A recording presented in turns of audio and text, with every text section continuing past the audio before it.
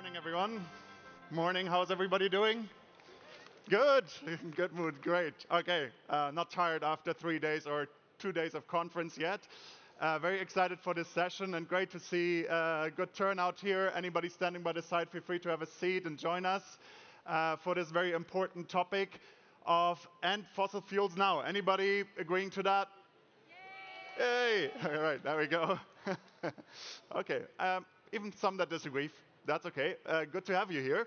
But we're in Paris here about 9 years after the Paris Agreement. The Paris Agreement didn't actually mention fossil fuels. We're slowly getting there. We're talking more about fossil fuels, with the last COP finally having even the mention of fossil fuels. But we need to talk about it more, and we need to talk about what actions we're going to take to transition our economy and what are the actual root causes of us being still on this trajectory towards climate catastrophe. So I'm really excited to talk to quite a few interesting people today on stage, activists, but also representatives from the French government. So we'll have some interesting discussions. And as the first speaker, I'm very excited to welcome Alexandre Naulot. He is European Head of Advocacy and Campaigns at the Fossil Fuel Non-Proliferation Treaty Initiative. I dare you all to learn that by heart, so you remember that one. That's hopefully gonna be an impactful one. It's already an impactful one. They've already signed up organizations like the European Parliament that has endorsed the initiative. It started with states like Fiji, Tuvalu, Colombia signing up to it, and there's quite a lot of traction now of states, governments, individuals signing up to support the initiative. And I'm excited for Alexandre to introduce this topic to us and for us to have some interesting discussions afterwards. Welcome, Alexandre.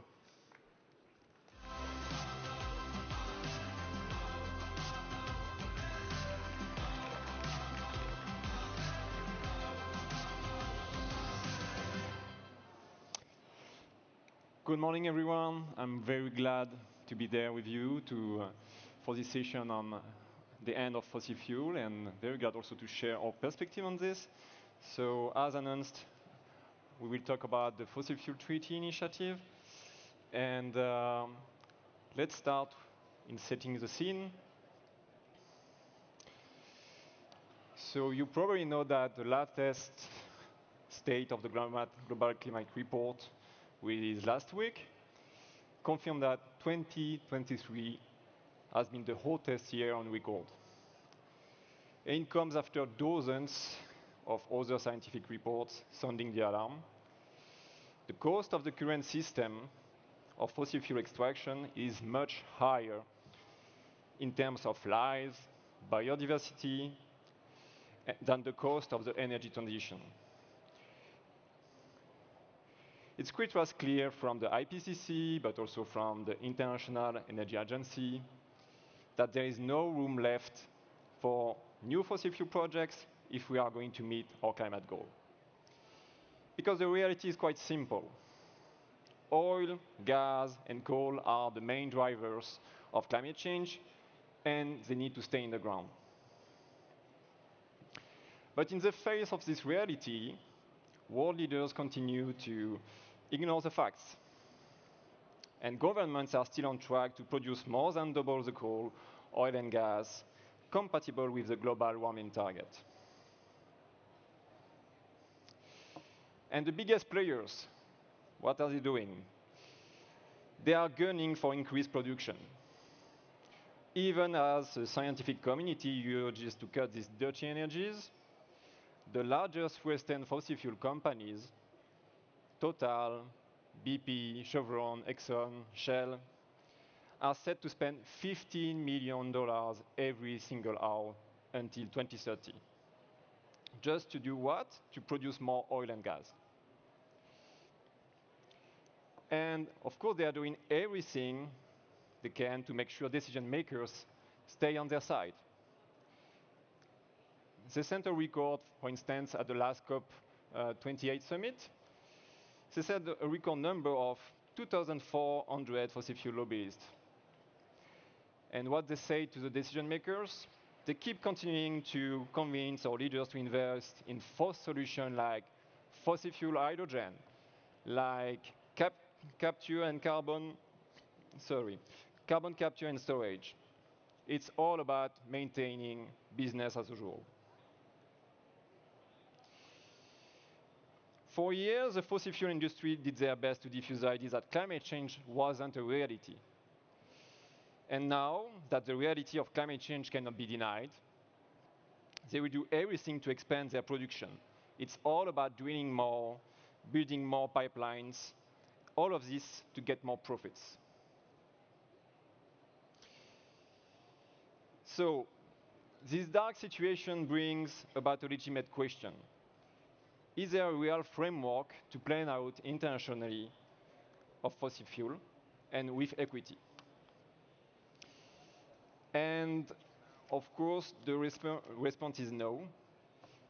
Take the Paris Climate Agreement. There was not a single word mentioning oil, gas, and coal in the text.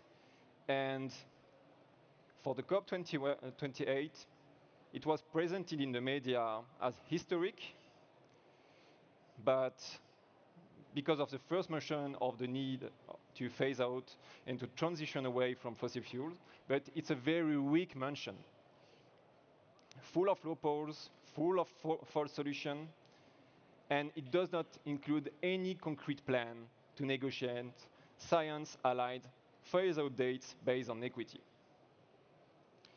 So the recent ministerial the recent meeting of the climate ministers in Copenhagen took place to turn this historic agreement into action and pave the way of the COP29. So what do we expect for this next COP? We expect that in Azerbaijan, to be genuinely historic, decision makers need to agree not only on words, but also on a concrete roadmap to leave all fossil fuel in the ground and in the past, where they belong. But we have to admit that the chances of achieving this level of climate action and commitment are very, very slim. Too soon.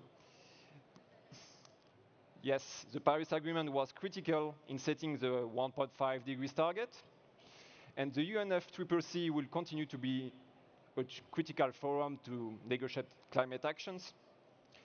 But it's becoming evident that the phase-out of fossil fuel needs to be at the forefront. The climate agreements must be urgently complemented by a new treaty explicitly focused on phasing out of fossil fuel. And for which reason? The first one is, as I said, it took almost 30 years for the word fossil fuel to be mentioned in the text. There is a second reason. It's linked to the fact that the UNFCCC negotiations are based on a consensus model.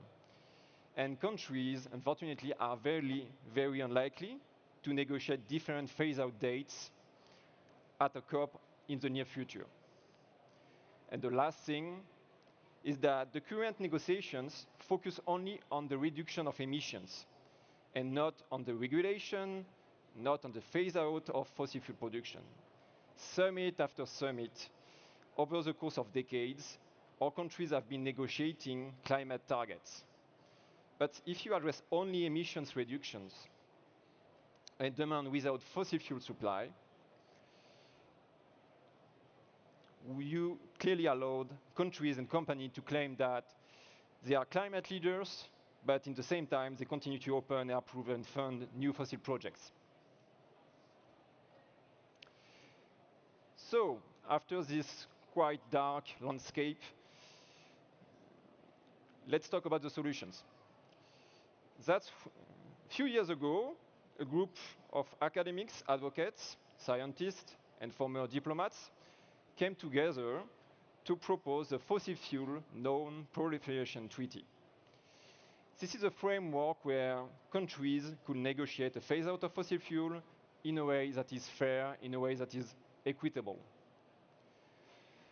What is the goal? The goal is to push a group of leading nations to create a negotiating mandate for a fossil fuel non-proliferation treaty to to move faster than the UNFCCC.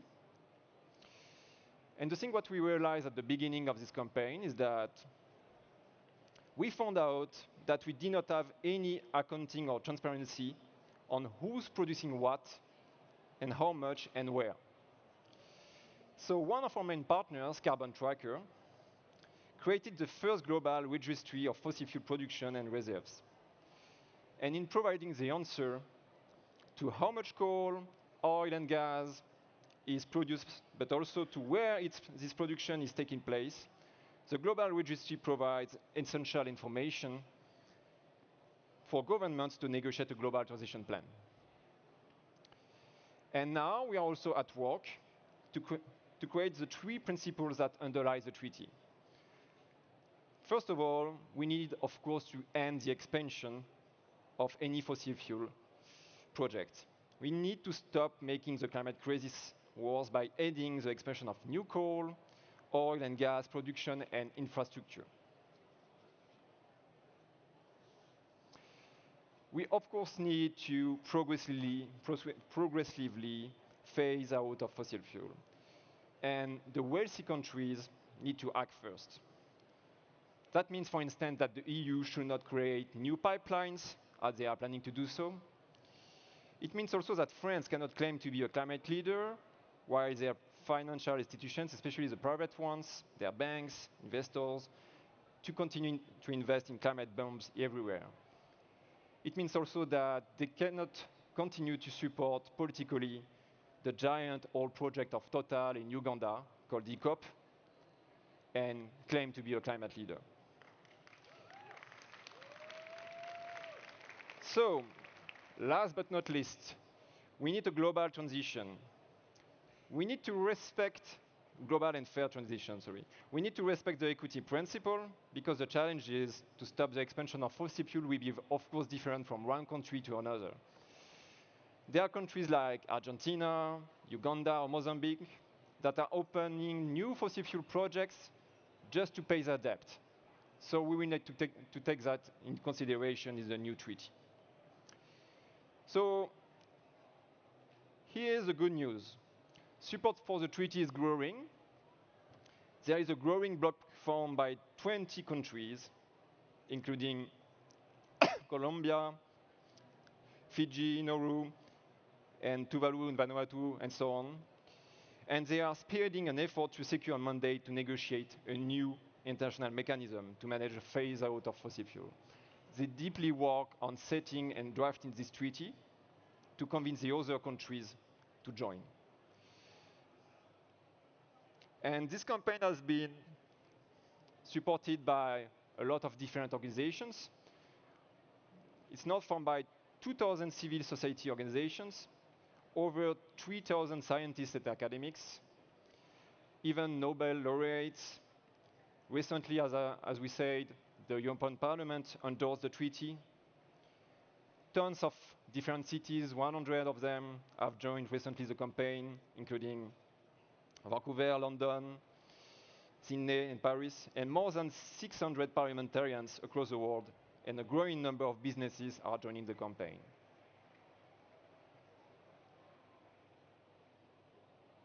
So it was too quick. So we hear some criticism that what we are talking about, it's too big, it's infeasible, that it will take too long. But history proves that global treaties work, like the one against nuclear weapons, like the one against landmines. And so we will build on this to make sure that this treaty will take place in the coming years. The fossil fuel treaty proposal is a mechanism needed to complement the climate agreements. It's time for governments to take bold actions, especially for wealthy fossil fuel production countries, to stop throwing fuel on the fire. They need to join the growing bloc of nation states seeking to implement and to create and to implement this treaty, and be the first one to leave fossil fuel behind.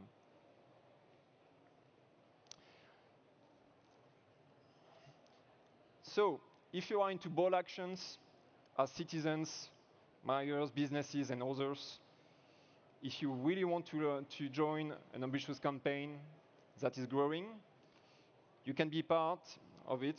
There are plenty of initiatives that can be taken together, as you can see on the slide.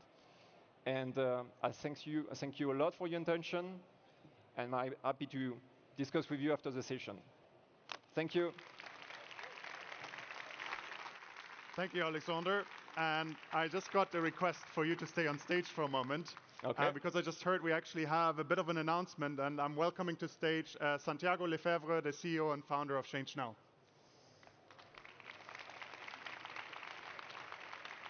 Over to you. Nice to you. Well, thank you for being here. We really wanted to have the Fossil Fuel Non-Proliferation Treaty Initiative with us here, because definitely, for me, this text is kind of the future. This is the future for me.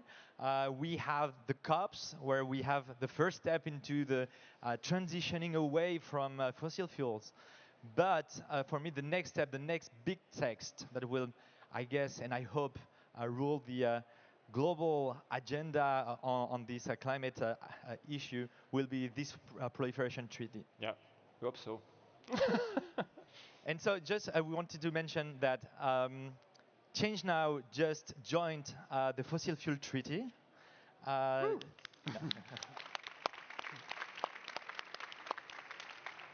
And we wanted to do that definitely because this is the sense of history, but also to mention that this is not just I would say an activist thing. You know, it's something that needs to be mainstreamed, and it can be when you have the European Union, the European Parliament, yeah. signing it. When you have the first country producing oil, Colombia, joining it. For me, this was one of the highlights of the COP28. You know, yeah. Definitely.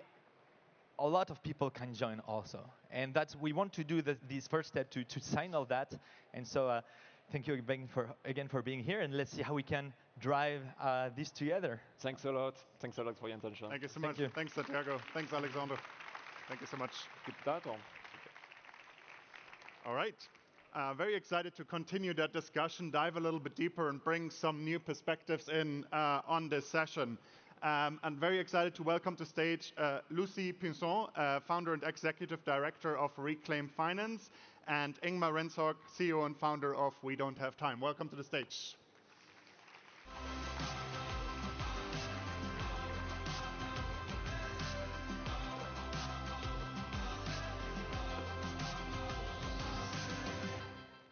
Still some street signage there? Or? It's all about the communication. Okay, well, be interesting to learn about that. Welcome to the stage, Lucie, as well. Great to see you again. So I'll do a brief intro, but I'd like you to elaborate a little bit on your work before we dive straight in. So Lucie, you're the founder and executive director of Reclaim Finance, winner of the 2020 Goldman Environmental Prize, really the prize for activists to win. But even more importantly, you've campaigned the 3 largest French banks to divest from coal successfully, and you're driving a lot of important campaigns right now as well. But tell us a bit more about how are you involved in ending fossil fuels with your activism? Just a brief intro to you. Yes, thank you for the invitation. I'm very glad to be here. Reclaim Finance is not just about stopping finance to fossil fuels. It's also about how do we leverage financial institutions to support the transition. So we have one program which is really about like how do we cut financial services to sectors that have no future in a 1.5 world. So that's about fossil fuels, starting with ending expansion, because we talk a lot about exiting fossil fuels.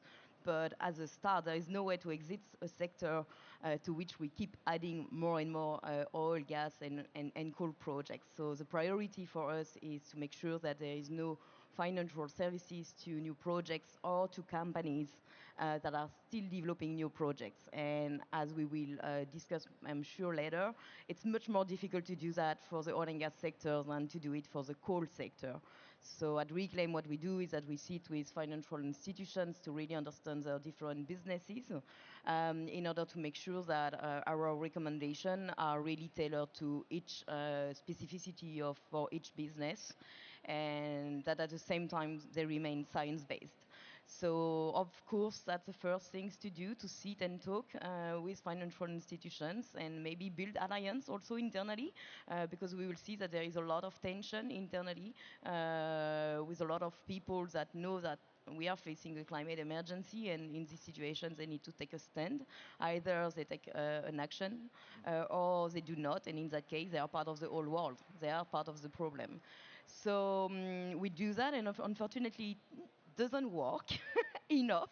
So we need to put pressure. I don't believe in change without pressure. So that's why civil society is so important in order to make sure that financial institutions that have a reputation to protect are pushed to move. And obviously, it's not only pressuring financial institutions as such, it's also about pressuring the regulatory bodies, the governments, to also make sure that financial institutions are pushed to move. So that's the first program, and what we do also at Reclaim is also like how to make sure that the financial institutions support sectors that can transition. If we take the power sector, which use fossil fuels, NG can have a future tomorrow at the condition that they stop fossil gas and go to renewable energies. The same for ArcelorMittal. They are dependent on metallurgical coal. It needs to stop. Solutions are here, but financial institutions need to finance them. We'll talk about the role of financial institutions, and I know, Ingmar, you have a background in finance. You're quite passionate about the role of financial institutions in divesting from fossil fuels. Is a big lever, I think, that we can move. But you're the founder of We Don't Have Time, which is a social media and campaigning platform, also sometimes labeled, I don't know if that's a fair description, but as TripAdvisor for climate impact, where you can easily look up companies and see how they're actually doing. They get a score. They have companies that are doing well, but also plenty of companies that aren't doing well, and it's made transparent. And actually, you just launched or about to launch a feature where we can actually see the investment into fossil fuels from companies. So very important contribution there. And last, but I'll leave the rest to you, you launched a Move the Money initiative, getting more leaders to make a commitment to divest from fossil fuels. So over to you to give us a bit more color to that and what you do if we don't have time. So thanks. You basically said everything I was planning to say. I can describe, We Don't Have Time, we are the world's largest media platform for climate action. So we want to amplify everything that's going on. So if your company or your political leader doing something great, you can send climate love to them, nudge them to do more of that. But if they do something bad, you can send climate warning. And on our platform, the fossil fuel companies have a lot of climate warning. And where I see we need to go now, I mean, we all want to phase out fossil fuel. We all know that that's needed to be done. The question is how? How can we do that? And that's a hard question. We need to do many things, but what I'm looking at is that I've been working 15 years in the finance industry, and I know one thing. I know when I hear bullshit, it's bullshit. It's so many financial companies that talk but not walk the walk. And I've been working with them all, everything from BlackRock to BNP Paribas to Deutsche Bank to JP Morgan, all of those big players. I know when they do something good for real and when they talk. And I don't want to call out names, but I could just mention something. We all about heard as ESG. And I think many of you here have heard about this letter from the CEO of BlackRock, the world's largest asset manager, where he may send a mail every year and say to the companies, you need to think about the climate. Do you know what BlackRock themselves are doing? They nominated the Saudi Aramco CEO as their board of director last year. And I had a look into that. How come? A couple of months before, BlackRock was the first company that did a transaction together with Saudi Aramco. So this is not complicated. What we need to do to solve this, and what everyone can do, is to move the money away. I mean, BlackRock, they don't have any money. It's our money. It's the pension money they are managing. In this room, let's move the money away from the banks, the pension fund managers, and move it from the fossil into the solutions.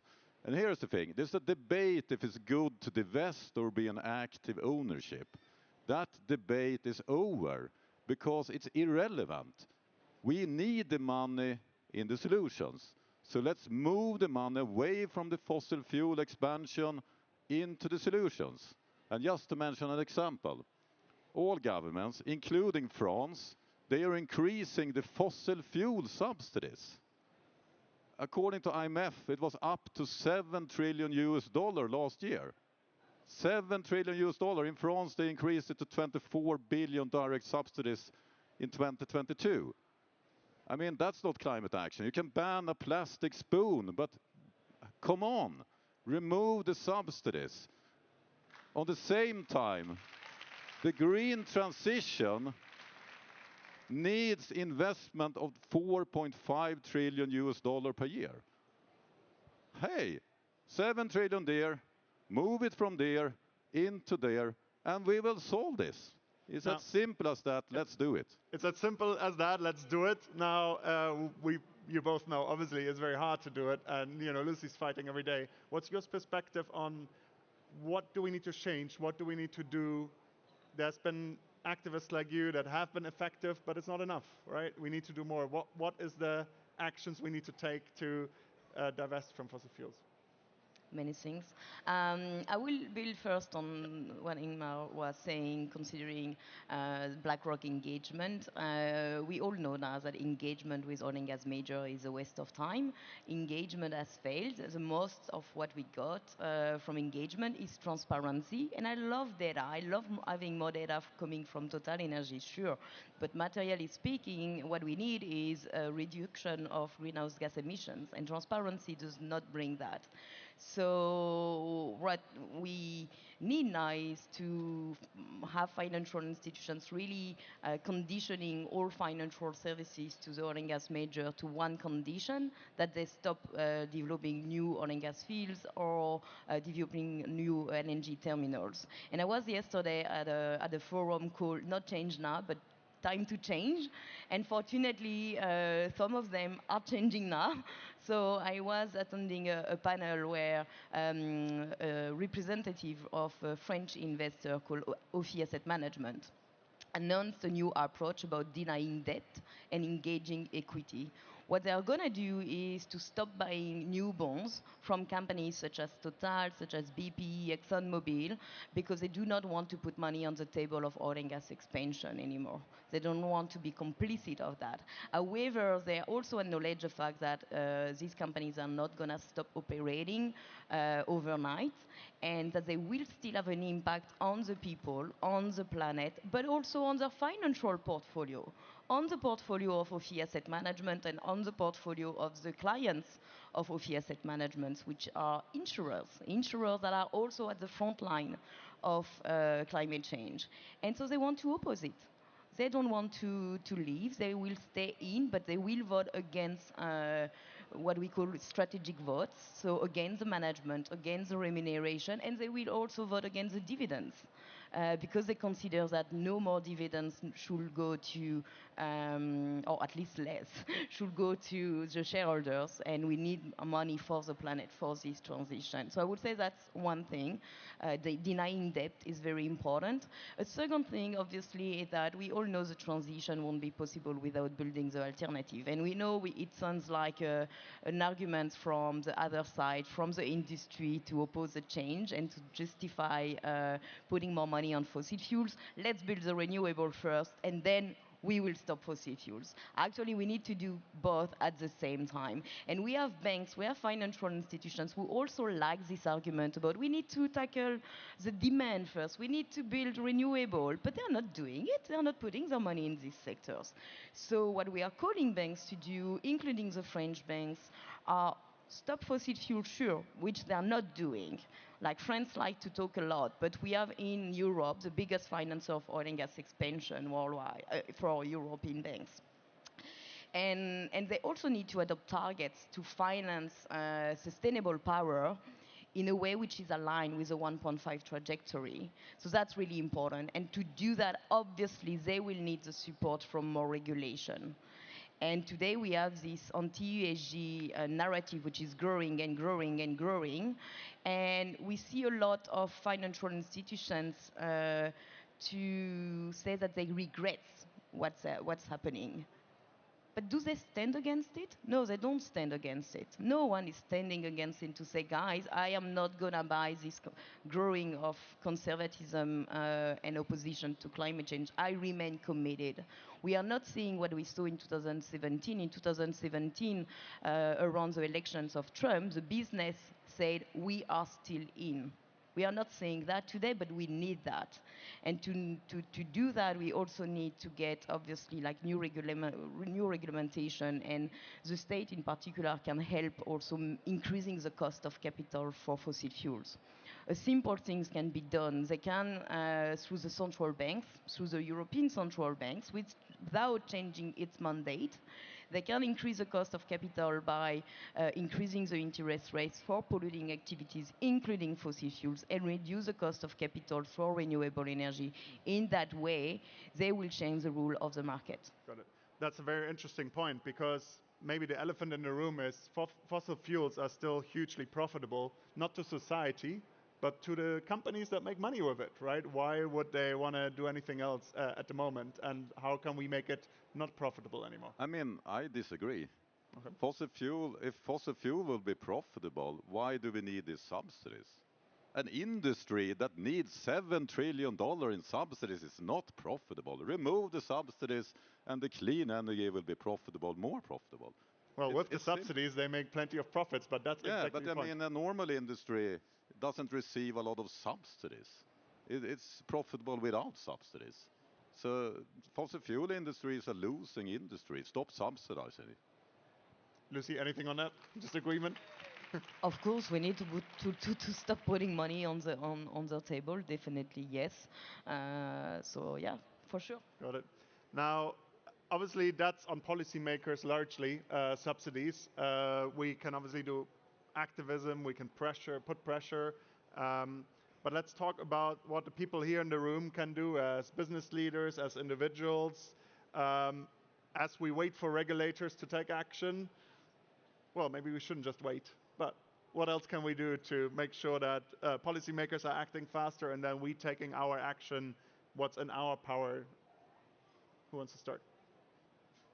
I mean, we don't have time to wait, so we need to do what we can. And I would like to ask all of you here, how many here knows that you're not investing in fossil fuel?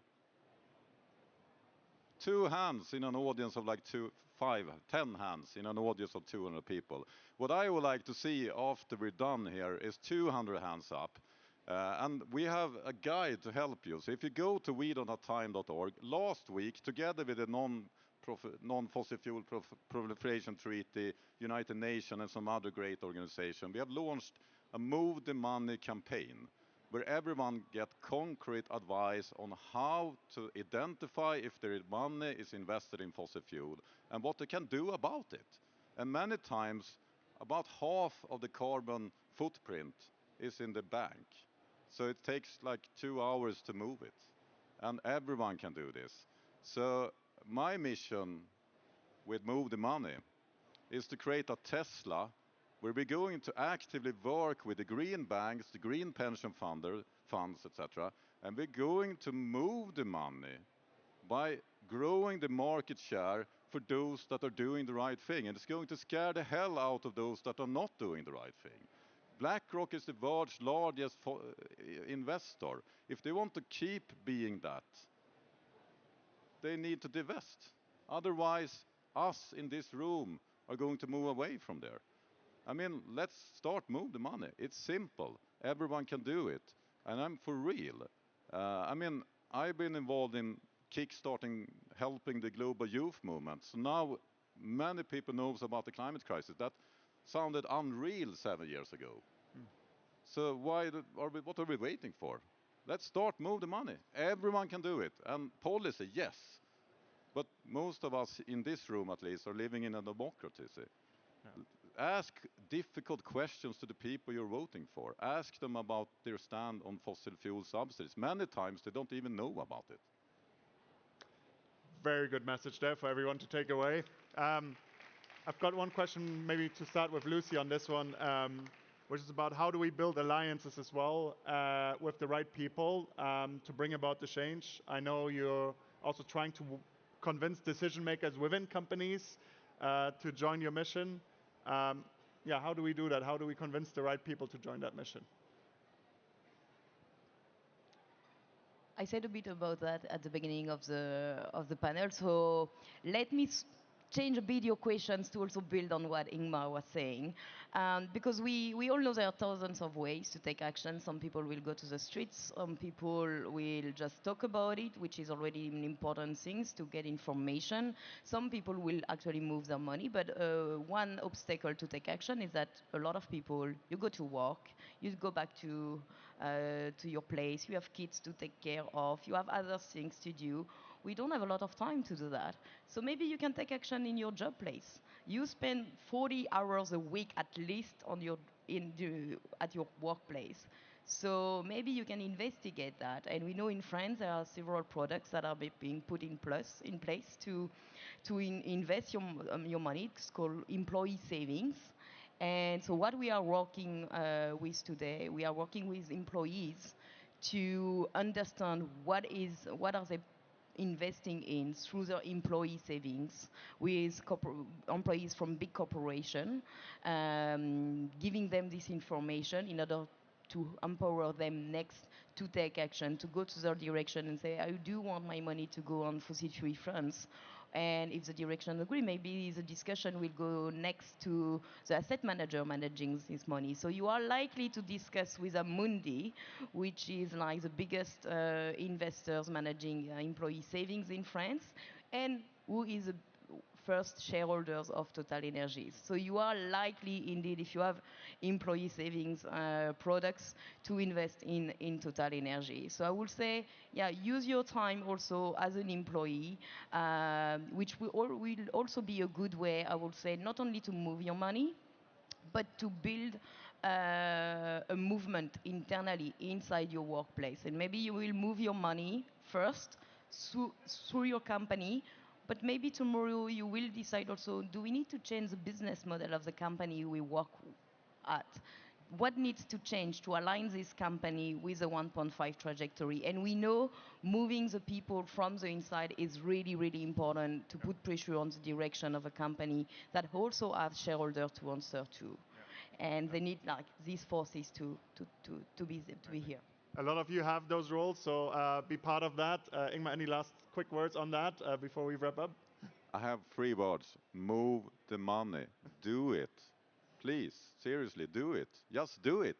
There we go. Go to We Don't Have Time to find out about that, and check out Reclaim Finance as well to see how you can support. Thanks to both of you, Ingmar and Lucie. Thanks so much for your time today. All right. Next up, we're going to have a bit of a discussion, and we're bringing a policymaker on stage and an activist to talk about the relation of those two, right? We just agreed we need to end fossil fuels, but how do we make it happen, both from the perspective of an activist and a policymaker? Excited to welcome on stage Clover Hogan, climate activist and founder and executive director of Force of Nature, and Antoine Pellion, Secretary General for Ecological Planning for the French government. Welcome.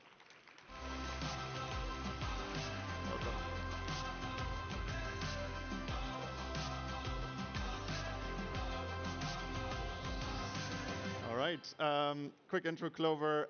You've been around the summit for the last couple of days. Some may have already caught you, but for those that don't know you yet, you're an activist. You're the founder of Force of Nature. You do a lot of education, turning climate anxiety into climate action, which I love as a topic, in schools and universities. And excited to have you here. How does your work relate to ending fossil fuels? Just a quick intro to that. And what does the now and end fossil fuels now mean to you? Tomorrow, when are we stopping? Oh, all right. Starting with the easy questions. Hi, everyone. My work is as an advocate and as a communicator. I think when we're talking about fossil fuels, we can recognize that there is going to be no livable future if we do not completely end fossil fuel infrastructure. Fossil fuels, they have a decades-long history of waging a war against climate action. You know, fossil fuel companies knew as early as the late 60s and early 70s about the climate crisis and about exactly what they were creating. And they then employed a series of tactics to double down on their actions. They started with climate denial. They spent hundreds of millions, if not billions of dollars, discrediting climate scientists in obfuscating the science. They then spent lots of money and lots of campaigning on climate delay. It was fossil fuel companies who, in incubators and think tanks, created terms like climate change and global warming instead of crisis or heating to lull people into a false sense of security and the reassurance that it's not really that bad. And then, you know, some of their more recent tactics are really around deflection. You know, how do we shine the spotlight of accountability away from ourselves and onto everyday people? We saw that with BP, which at the time was British Petroleum, which then, in a stroke of greenwashing, rebranded to Beyond Petroleum, who in the early 2000s created the carbon footprint calculator. It was fossil fuel companies who created the concept of an individual being responsible for their emissions, because it was an ingenious way for them to shine the spotlight away. And just 2 weeks ago, we had the CEO of ExxonMobil coming out and saying, do you know what? We're not even denying the climate science anymore, but actually, this is not on us. It's not on fossil fuels. The reason we're not solving climate change is because people aren't willing to pay more for green energy. And this is an industry, which was shared in the last session, is subsidized to the tune of $7 trillion every year. The 5 biggest oil and gas companies in 2022 made $200 billion US.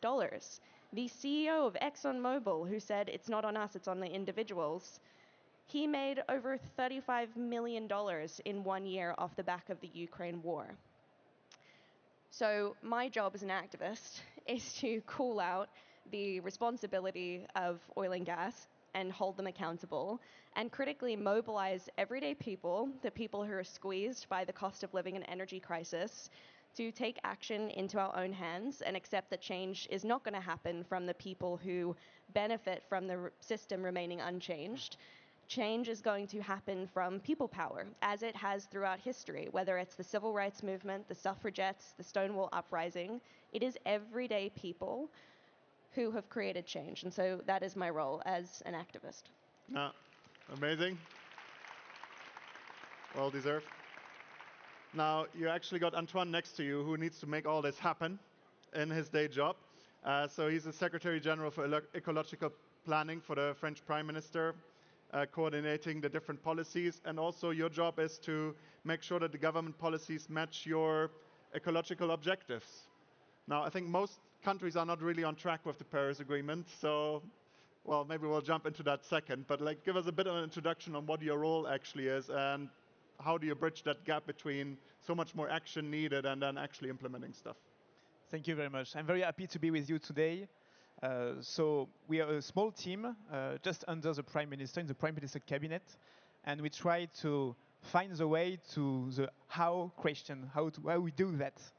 And I think that, of course, we have to find a way to reduce our emissions. But first, I would underline that the subject is not only cutting fossil fuels, but also adaptation to climate change, but also biodiversity, but also managing natural resources. I mean water, I mean land, which is a real scarcity of that. I mean also biomass. Every subject is linked together, and we have to find solutions dealing with all that.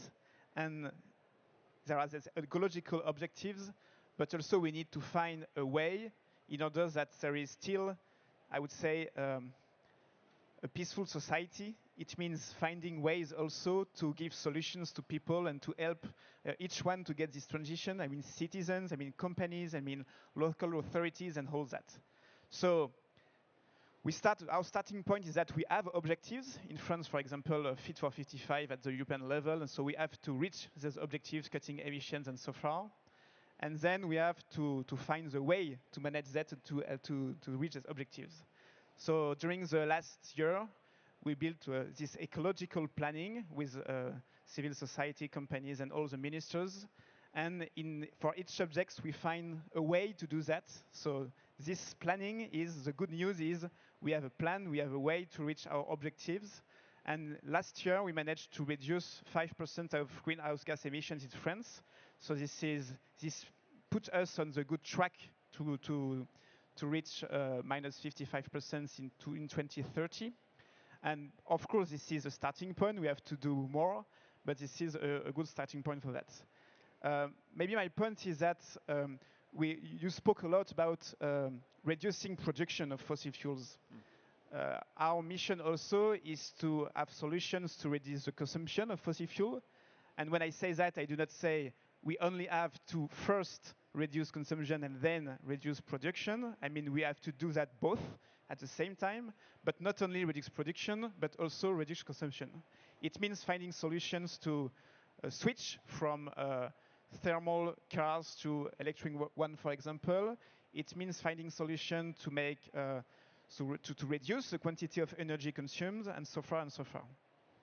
And when we speak about subsidies, because we had these discussions just before, I just want to be clear that there are, two categories of fossil fuel subsidies. The first one is direct subsidies to companies that produce fossil fuels. I think that it can be discussed, but more or less in France, we do not do that anymore. And then there are subsidies for the ones that are using these fuels. For example, in Martinique, Guadeloupe, and so far, we can discuss this. We have. Can I just? Okay. No, I don't think so. So, for example, the huge amount of subsidies that has been given last year has been given to citizens that are using their cars in order to buy. It means that because of the crisis in Ukraine, the price rised up, and then many people could not afford in only a year to change the way of using their cars. So we need to help them a little bit. So it is only the poorest one, but it's a huge amount of money. So there are two different categories that is important, I think, to have in mind. How do you make progress when you're patching these short-term things of people needing money, but then subsidizing the fossil fuel industry as a result? This is why we need planning, because things will not happen in a year. So we have to, with our plan, we managed to reduce in 10 years an amount of greenhouse gas emissions equivalent to the one we reduced for the last 30 years. So it's a big acceleration of that. But for example, we will start from less than 1% of electric cars in 2022 to 15% in 2030.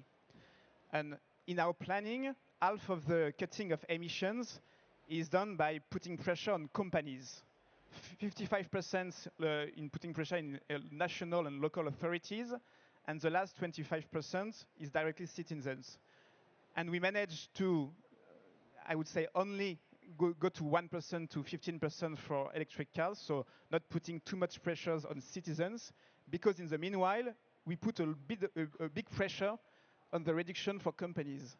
So it means that for the next years, they will do the biggest effort of reduction emissions. It gives time, I would say, to citizens to be a more sustainable with a path. Okay, to now avoid I'm social going to ask crisis. Clover. Antoine has said he has a great plan and he's on track, so it seems all good, isn't it? What do you think? Ingmar is correct. He's heckling from the front row, but he is right too.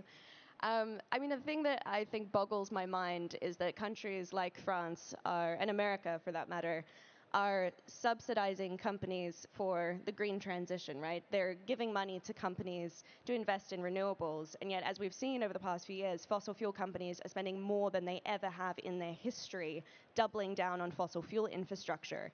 And they're not even saying, they are saying the quiet part out loud. They're not trying to disguise their actions anymore. They are intent on being the last companies to extract the last barrels of oil and gas. They're not interested in a green transition. And so it feels like a bit of a farce. And I think, the same defenses have been used by the UK, saying, well, we need to support people through the cost of living crisis and the energy transition. In the UK, you have territories and areas like Yorkshire where 8 in 10 people are in fuel poverty. In the first half of 2022, 8 million people in the UK had to borrow money to afford their energy bills. This is when companies are making record-breaking profits, and you have, the UK government approving projects like Rosebank, right? The largest untapped oil and gas field, and approving hundreds of new oil and gas licenses. They're doing this when people are in fuel poverty and when none of that energy is going to see UK households. It's going to see the pockets of politicians who are in bed with the fossil fuel lobby, who are in bed with the fossil fuel corporations.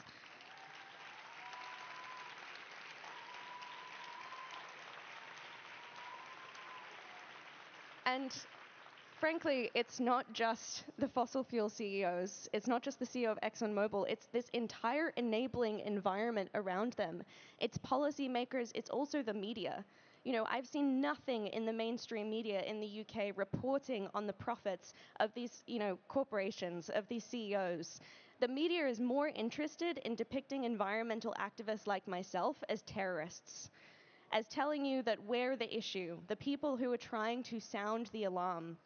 Just last year, I delivered a TED Talk telling a story about a fossil fuel company that tried to move into my town when I was growing up in Australia. And 2 days before this talk was supposed to be released to the public, they cut it. Because they said, we're afraid of a defamation lawsuit from the fossil fuel company that you called out in your talk, which for the record was Queensland Energy Resources. We're afraid that they're going to sue us. And so there is a culture of censorship, of silencing activists, of giving platform to fossil fuel companies, of allowing them into the room.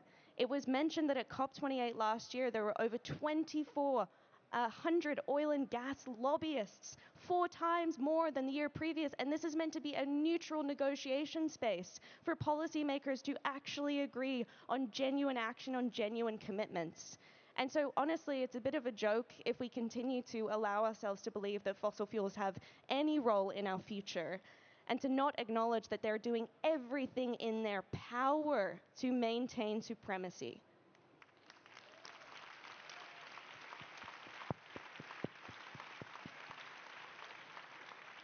Antoine, on that, any reaction on that?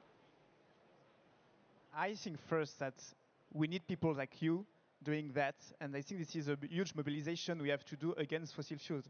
I mean that it's totally clear for us that we have to end fossil fuels in order to reach our targets, and this is not possible to do otherwise. And this is true also that this company have huge powers. I would say it's we see that, and you see and tell it. Then I just say that this is not the only thing to do in order to achieve the reduction in climate change. We have to do that, but this is not enough in order to switch and to do all the social mutation we have to do in order to reach our objective. First, because, as I said at the beginning, this is not only there are also biodiversity and also like land use subjects and so far, and we need to tackle all that. And then I really believe that we have to find solutions so people, companies, and so far are able to do without fossil fuels. And this has to be developed, not only but ending subsidized to fossil fuels companies. And this is our job every day, to find the solutions. And I think that it needs a lot of money. For example, in France, we invest, public authorities invest 40 billion euros per year in order to find alternatives to fossil fuels. So this is also something important. I'm not saying that everything is fine and we are on track on everything and this is will be an easy way. That's not my point, because it will be difficult. And we have to fight every day in order to reach that. But it means that I think that to succeed in that battle, we need to be first together. Everyone has a job to do. Of course, states, of course, companies, of course, citizens, and so far local authorities. And I think that we can manage to do this teamwork, I would say, only if first we have solutions, we build them together, and then we say that, okay, it's not, we are not at the point now, but we have done a first step of results. We can be proud of that, and build up that in order to reach the second step and so forth. Each year, another step in order to reach our objectives. And we build the solution like this. This is why this is what we try to build. What I will say is that the science doesn't care if we feel proud of ourselves. And by every measure and every metric, we are failing, frankly. Whether you want to look at it from carbon emissions, whether you want to look at it from biodiversity collapse. And while we sit in air-conditioned rooms congratulating ourselves, there are hundreds of millions of people around the world who are already living through the climate crisis. And we are making a choice to sacrifice the lives of the most vulnerable people and communities through our continued inaction. And so I'm less interested in congratulating ourselves for incremental changes in the context of a crisis that demands transformational ones. And it's not to deny that that won't be hard, but I think one of the tools used by the fossil fuel industry is to convince us and confuse us that actually it's just too complicated and there's too much that we need to do. You know, Ingmar spoke to it beautifully earlier. All right, 7 trillion, in subsidies in fossil fuels. We need 4.5 trillion for the green transition, for the energy transition. Great, move the money. We know what instruments are needed. We know the pathways to move the money, but we need to be comfortable with being uncomfortable in calling out those who continue to perpetuate the current system, and also look to ourselves and hold ourselves accountable as well, because there is something that each and every one of us can do. And frankly, if you're sitting in this room today, you have a degree of privilege, you have a degree of influence that you can exert, and we owe it to ourselves, we owe it to future generations, and we owe it to those who are most vulnerable, who frankly do not get a choice whether they take action or not, to do what is the right and just and morally responsible thing.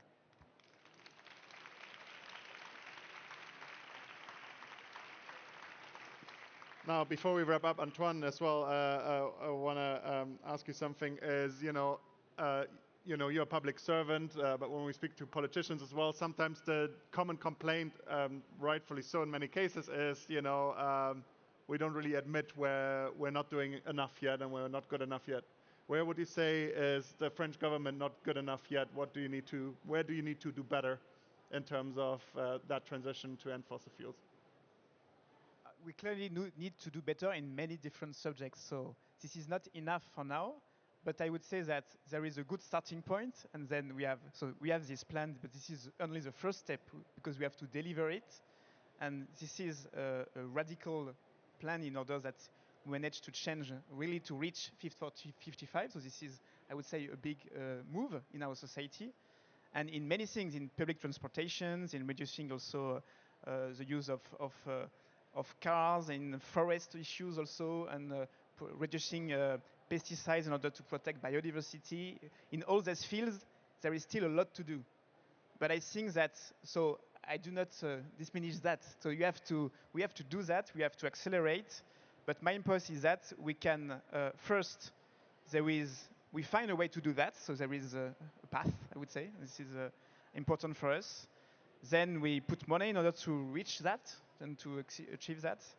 And this is something we cannot reach only by moving, I would say, government and local authorities, but also by moving companies and moving citizens. And this is a teamwork that we have to do.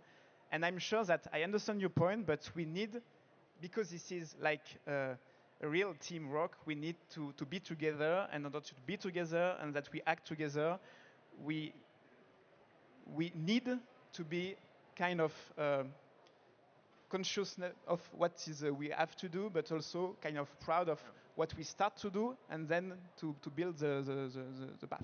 So, very quick one to each of you. What's the one action that people should take away from this? And also, Antoine, I was going to ask you if France is going to sign up to the Fossil Fuel Non-Proliferation Treaty. If you have any announcements today.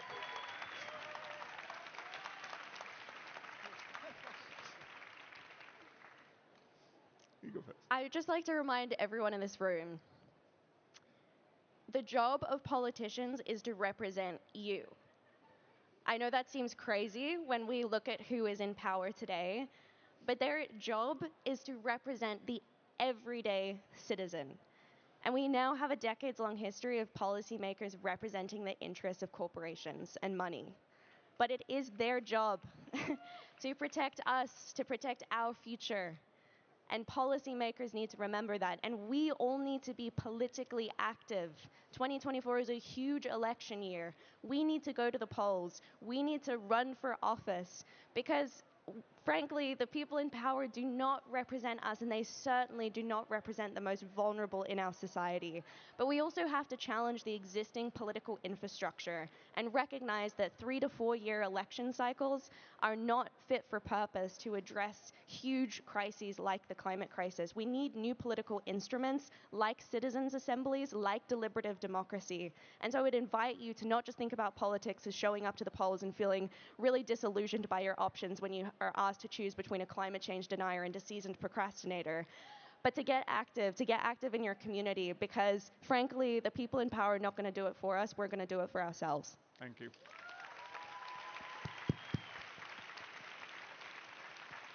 All right, Antoine, a very quick one from you, and can we pull out that treaty for you to sign? Or? Now maybe same thing, because there is this European election that is going now, and I would say that even that if we need to do better, I think that the vote will be very important, because there are other forces that I want to really destroy everything we have built now. And I think this is a huge moment for that. So I totally share your point of view on that. Thank you so much. Okay, I guess that's a no for now, but we'll hope on the treaty and some progress. Thanks to both of you. Thanks so much for being on stage and having this discussion with us. Thank you so much.